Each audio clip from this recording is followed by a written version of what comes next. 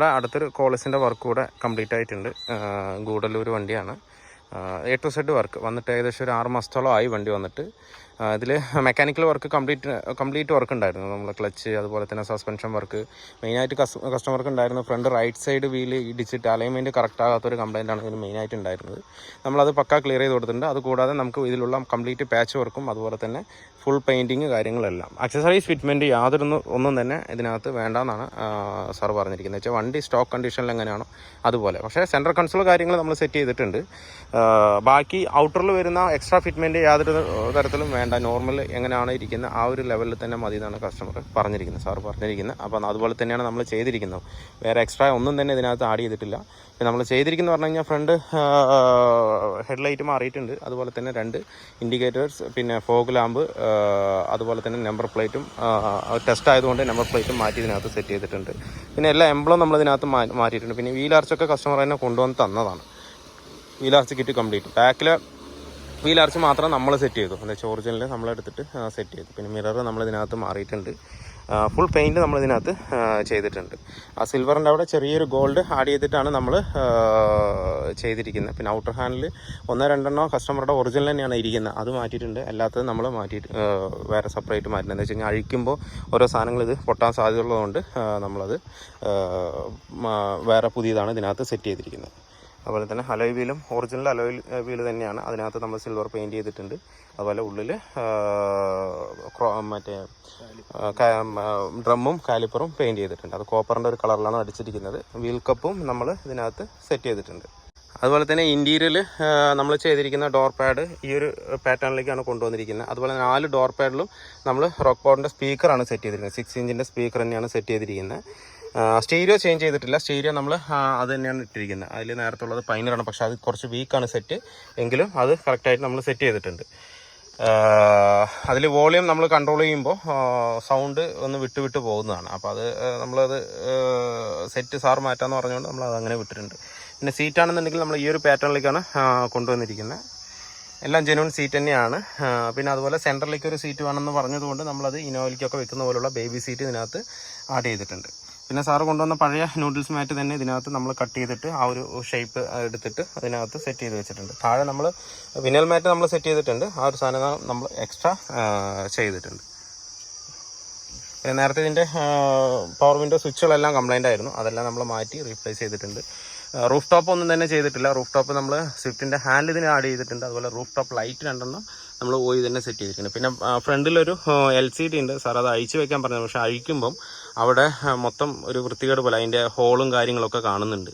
അപ്പോൾ നമ്മൾ അഴിച്ചിട്ട് വീണ്ടും അത് അങ്ങനെ തന്നെ റീസെറ്റ് ചെയ്ത് വെച്ചാൽ അഴിച്ചു കഴിഞ്ഞാൽ അത് ഇരിക്കുന്നതിന് ഇപ്പോൾ ഉള്ളതിനേക്കാളും ബോറായിട്ടാണ് കാണുന്നത്. അങ്ങനെയാണെന്നുണ്ടെങ്കിൽ റൂഫ് ടോപ്പ് മാറ്റി കഴിഞ്ഞാൽ മാത്രമേ അത് വൃത്തിയാവുള്ളൂ. അപ്പോൾ നമ്മളത് അവിടെ തന്നെ നമ്മളതിനകത്ത് സെറ്റ് ചെയ്തിട്ടുണ്ട്. നമ്മൾ BB സീറ്റ് നമ്മൾ കമഴ്ത്തി വെക്കുമ്പോൾ അതിൽ 2 കപ്പ് ഹോൾഡറും വരുന്നുണ്ട്. ചുമ്മാ വെച്ചിട്ടുള്ള സ്ക്രൂ ഒന്നുമില്ല, അങ്ങനെ വെറുതെ വെച്ചാൽ മതി. ഒരു ബേബി സീറ്റ് ചെറിയൊരാൾക്ക് ഇരിക്കാനുള്ളൊരു സെറ്റപ്പിൽ മാത്രമേ അത് ഉള്ളൂ. വലിയ യൂസ് എന്ന് പറയാനില്ല. ഒരാൾ എക്സ്ട്രാ ഉണ്ടെന്നുണ്ടെങ്കിൽ അതിലിരുന്ന് യാത്ര ചെയ്യാൻ പറ്റും, അത്രയാണ്. തന്നെ റിയറിലെ കോമ്പിനേഷനും റിഫ്ലാക്ടറും നമ്മൾ മാറ്റിയിട്ടുണ്ട്. അത് ഒറിജിനൽ തന്നെ ഇട്ടിരിക്കുന്നത്. പിന്നെ അതുപോലെ 2.4ൻ്റെ സ്റ്റിക്കറും കാര്യങ്ങളും ഭാരത് സ്റ്റിക്കറും എല്ലാം ഇതിനകത്ത് ഒട്ടിയിട്ടുണ്ട്. അതുപോലെ തന്നെ ഇതിൻ്റെ മഡ് ഫ്ലാപ്പ് നമ്മൾ ഈ ഒരു സ്റ്റൈലിലേക്കാണ് കൊണ്ടുവരുന്നത്. ഇപ്പോൾ നമ്മൾ എല്ലാ വണ്ടിക്കും നമ്മൾ ഈ ഒരു സ്റ്റൈലിൽ തന്നെയാണ് കൊണ്ടുവരുന്നത്. മഡ് ഫ്ലാപ്പ് ക്രോമോട് കൂടിയിട്ട് വരുന്ന മഡ് ഫ്ലാപ്പാണ് സെറ്റ് ചെയ്തിരിക്കുന്നത്. വിചാരിച്ച് വീഡിങ് നമ്മൾ ഇതിനകത്ത് ബ്ലാക്കാണ് സെറ്റ് ചെയ്തിരിക്കുന്നത്. വൈറ്റിന് കുറച്ച് കിട്ടാൻ ഇത്തിരി ബുദ്ധിമുട്ടാകുന്നുണ്ട്. ഇപ്പം അത് 1-2 ഒക്കെ പീസൊക്കെ വരുന്നുള്ളൂ. അപ്പോൾ അതുകൊണ്ട് കിട്ടാൻ കുറച്ച് പ്രയാസം. അപ്പോൾ നമുക്ക് ബ്ലാക്ക് കുറച്ച് കിട്ടുന്നുണ്ട്. അപ്പോൾ ബ്ലാക്കാണ് ഇതിനകത്ത് നമ്മൾ സെറ്റ് ചെയ്തിരിക്കുന്നത്, വൈറ്റ് അല്ല ബ്ലാക്ക്. പിന്നെ കളർ ടൂൺ നമ്മളിങ്ങനെ കറക്റ്റ് വെയിലിലേക്ക് ഇടുമ്പോഴാണ് അതിൻ്റെ ബ്ലൂ ഷെയ്ഡ് നമുക്ക് കറക്റ്റായിട്ട് അറിയാൻ പറ്റുക. ഡബിൾ ഷെയ്ഡ് കളറാണ് ഇതിനകത്ത് നമ്മൾ ആഡ് ചെയ്തിരിക്കുന്നത്. ഗ്രീന് വിത്ത് ബ്ലൂ വരുന്ന ഒരു പേള്, അങ്ങനെ ഒരു കളറാണ് വരുന്നത്. അപ്പോൾ വെയിലിലേക്കൊക്കെ നോക്കുമ്പോൾ നമുക്ക് കറക്റ്റായിട്ട് ഒരു ബ്ലൂ ഷെയ്ഡ് ഇതിനകത്ത് നല്ലോണം ഫീൽ ചെയ്യും. ഇല്ലാത്ത പക്ഷം നമുക്കത് ഒരു ഗ്രീൻ കളർ ഷെയ്ഡിലേക്കാണ് നമുക്ക് ഫീൽ ചെയ്യുക. പിന്നെ സെൻട്രൽ ലോക്ക് സിസ്റ്റം കാര്യങ്ങളെല്ലാം ഇതിനകത്ത് ഓൾറെഡി ഉള്ളതുകൊണ്ട് നമ്മൾ അതൊന്നും ചെയ്തിട്ടില്ല. പിന്നെ ഒരു ഇന്നോവയുടെ സെൻട്രൽ കൺസോൾ വെച്ചിട്ടുണ്ട്. ഡാഷ്ബോർഡ് നമ്മൾ സ്റ്റിച്ച് ചെയ്തിട്ടുണ്ട്. അത് നമ്മൾ സീറ്റിൻ്റെ സെൻട്രൽ പോർഷൻ വരുന്ന കളർ, ആ സെയിം കളറിലാണ് ഡാഷ്ബോർഡ് നമ്മൾ സ്റ്റിച്ച് ചെയ്തെടുത്തിരിക്കുന്നത്. അപ്പോൾ കാണാൻ തന്നെ ഇത്തിരി അത്യാവശ്യം നല്ല ലുക്ക് തന്നെ കാണും. പിന്നെ അതുപോലെ സ്റ്റിയറിങ്ങിൻ്റെ വീല് നമ്മൾ സ്റ്റിച്ച് ചെയ്തിട്ടുണ്ട്. സ്റ്റോക്ക് കണ്ടീഷനിലാണ് കൊണ്ടുവന്നേക്കുന്നത്. ബാക്കി നമ്മൾ എക്സ്ട്രാ ഫിറ്റിംഗ് കാര്യങ്ങളൊന്നും തന്നെ ഇതിനകത്ത് ചെയ്തിട്ടില്ല. ഇനിയിപ്പോൾ ഫുഡ് സ്റ്റെപ്പിൻ്റെ അടിയിൽ വരുന്ന കാര്യമോ ഒന്നും തന്നെ ഇതിനകത്ത് ചെയ്തിട്ടില്ല. നോർമൽ എങ്ങനെയാണ് ഇരിക്കുന്നത് ആ ഒരു പോർഷനിൽ മാത്രം. വൈപ്പർ ബ്ലേഡ് നമ്മൾ മാറ്റി ക്രിസ്റ്റഡിയൊക്കെ വരുന്ന ആ ഒരു ടൈപ്പിലേക്ക് കൊണ്ടുവന്നിട്ടുണ്ട്. നമുക്ക് അത്യാവശ്യം തിരക്കുള്ളത് കൊണ്ട് ആരും അർജൻറ്റ് പിടിച്ച് വണ്ടി എടുക്കണ്ട. എന്ന് വെച്ച് കഴിഞ്ഞാൽ നമുക്കും 1-2 കംപ്ലൈൻറ്റുകൾ വന്നിട്ടുണ്ടായിരുന്നു. വണ്ടി ചെറിയ ചെറിയ ഫോൾട്ടുകളൊക്കെ വന്നിട്ട് 2-3 കസ്റ്റമറൊക്കെ നമ്മൾ വിളിച്ച് കുറച്ച് കംപ്ലൈൻറ്റുകളൊക്കെ പറഞ്ഞിട്ടുണ്ടായിരുന്നു. പിന്നെ ചെയ്തത് മെക്കാനിക്കലാണെന്നുണ്ടെങ്കിലും പെയിൻറ്റിങ്ങിൻ്റെ ആണെങ്കിലും ടിങ്കറിങ്ങിൻ്റെ ആണെങ്കിലും ചെറിയ ചെറിയ ഫോൾട്ടുകൾ ഉണ്ടെന്ന് പറഞ്ഞിട്ട് നമ്മളെ വിളിച്ചറിയിച്ചിട്ടുണ്ടായിരുന്നു. അത് കേൾക്കുമ്പോൾ തന്നെ നമുക്ക് വല്ലാത്ത വിഷമമാണ്. കാരണം എന്താ വെച്ച് കഴിഞ്ഞാൽ ഈ കോളിസിൻ്റെ വർക്കിന് അത്യാവശ്യം നല്ല സമയമാണ്. നമ്മൾ വിചാരിച്ച സമയത്തൊന്നും തീരില്ല.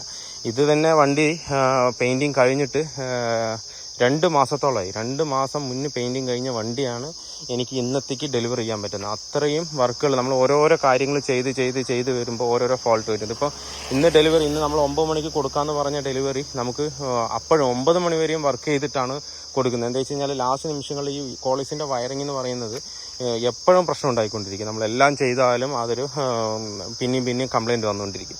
ഇത് തന്നെ വർക്കും എല്ലാം ഫിനിഷ് ചെയ്തിട്ട് ഞാൻ ഒരാഴ്ചയോളം എൻ്റെ കയ്യിൽ വെച്ച് ഓടിച്ചിട്ടാണ് ഞാൻ വണ്ടി ഡെലിവറി ചെയ്യുന്നത് ഇപ്പം. അപ്പോൾ ഇതിൽ എന്തെങ്കിലും കംപ്ലയിൻറ്റ് ഉണ്ടെന്നുണ്ടെങ്കിൽ നമുക്ക് നല്ലോണം മനസ്സിലാക്കാൻ പറ്റും. ആരും വന്ന് വെയിറ്റ് ചെയ്ത് വണ്ടി എടുത്തിട്ട് പോകുന്നൊരവസ്ഥയിലേക്ക് വരണ്ട, ദയവ് ചെയ്തിട്ട് അതൊന്ന് മനസ്സിലാക്കുക. കാരണം എന്താണെന്ന് വെച്ച് കഴിഞ്ഞാൽ അങ്ങനെ വരുമ്പം നമുക്ക് വല്ലാത്തൊരു പ്രയാസമുണ്ട്. നമുക്ക് വണ്ടി കറക്റ്റായിട്ട് ക്ലിയറായിട്ട് ചിലപ്പോൾ മേ ബി തരാനും പറ്റില്ല. എന്ന് വെച്ചാൽ എല്ലാ ഭാഗങ്ങളും നമുക്ക് ശ്രദ്ധിക്കാൻ പറ്റിയെന്ന് വരില്ല പെട്ടെന്ന് എടുത്തിട്ട് പോകുമ്പോൾ. ചില ആൾക്കാർ ചിലപ്പോൾ ലീവിന് വരുന്ന ആൾക്കാരായിരിക്കും. ഒരു 4 മാസം മുന്നേ കൊണ്ട് വിട്ടതായിരിക്കും. ലീവിന് വരുമ്പോൾ വണ്ടി കിട്ടാത്തതിൻ്റെ വിഷമം, അതുപോലെ വണ്ടി കിട്ടിയാലും അതുപോലെ എന്താ പറയുക ചെറിയ കംപ്ലൈൻറ്റുകൾ വീണ്ടും റിപ്പീറ്റ് ചെയ്ത് വരുന്നത്. അപ്പോൾ എന്തിനും കോളേജിൻ്റെ വർക്കിന് നിങ്ങൾ റീസ്റ്റോറേഷൻ ഇവിടെ നിന്ന് മാത്രമല്ല എവിടെ വിടുകയാണെന്നുണ്ടെങ്കിലും അത് സമയം മനസ്സിൽ കണ്ടിട്ട് മാത്രം വിട്ടാൽ മതി. നിങ്ങളൊരു ഡേറ്റ് അല്ലാന്നുണ്ടെങ്കിൽ ഒരു ടൈം ഫിക്സ് ചെയ്തിട്ട് വിടാൻ നിന്ന് കഴിഞ്ഞാൽ നമുക്ക് വർക്ക് കംപ്ലീറ്റ് ആവില്ല. അത് ഫിനിഷിങ്ങിൽ എത്തില്ല. എന്തിനും സമയം വേണ്ടി വരും. അപ്പോൾ ഇതെന്ന് പറഞ്ഞു കഴിഞ്ഞാൽ അതെന്ന് പറഞ്ഞാൽ 4 മാസം മുന്നേ പെയിൻ്റ് അടിച്ച വണ്ടിയാണ്. 2 മാസം ഫുള്ള് ചെക്ക് ചെയ്ത് എല്ലാം ക്ലിയർ ആക്കിയിട്ടാണ് നമ്മളിപ്പോൾ വണ്ടി ഡെലിവറി ചെയ്യുന്നത്. നമുക്ക് വണ്ടി നമ്മൾ കൊടുത്തു കഴിഞ്ഞ് പിന്നെ ഓരോരോ കംപ്ലയിൻറ്റ് പറയുമ്പോൾ നമുക്കത് പ്രയാസമായിട്ട് തോന്നും. എന്താണെന്ന് വെച്ച് കഴിഞ്ഞാൽ കസ്റ്റമർക്കും ബുദ്ധിമുട്ടാണ്, എനിക്കും വല്ലാത്ത വിഷമമാണ്.